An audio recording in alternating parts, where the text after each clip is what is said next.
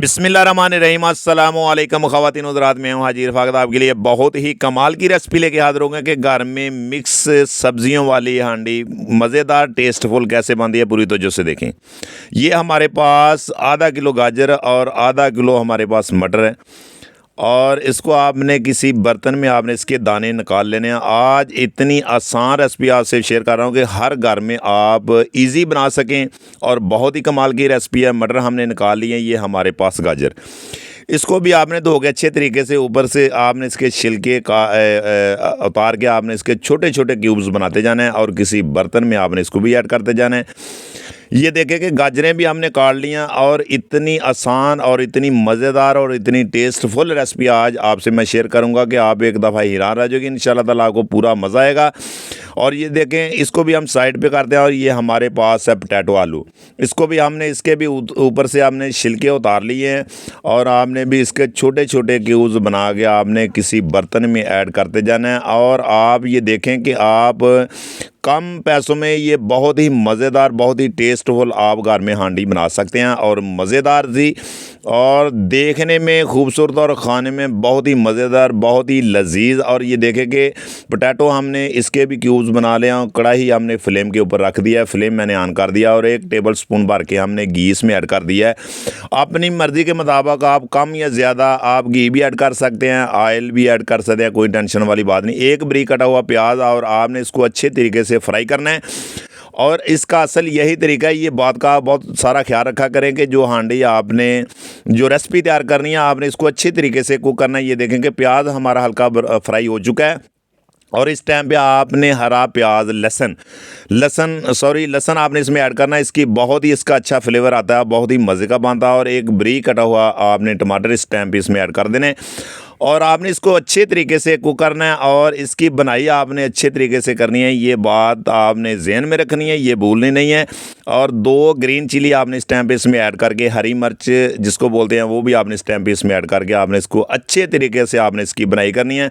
और फिर आपने रेसिपी का कमाल देखना है और थोड़ा सा पानी आपने इस टाइम पे इसमें ऐड कर देना है और इसी तरीके से पकाते जाना है। मैं बहुत ही मेरी कोशिश है कि मैं आसान रेसिपी आपसे शेयर करूं कि आप घर में बना सकें। 1/2 टेबल स्पून इसमें जाएगी लाल मिर्च पाउडर और 1/2 टेबल स्पून इसमें जाएगा हल्दी पाउडर और 1/2 टीस्पून इसमें जाएगा नमक। टेस्ट के मुताबिक आप कम या ज़्यादा ऐड कर सकते हैं, कोई टेंशन वाली बात नहीं है। थोड़ा सा पानी इसमें ऐड करके आपने इसको अच्छे तरीके से कुक करना है।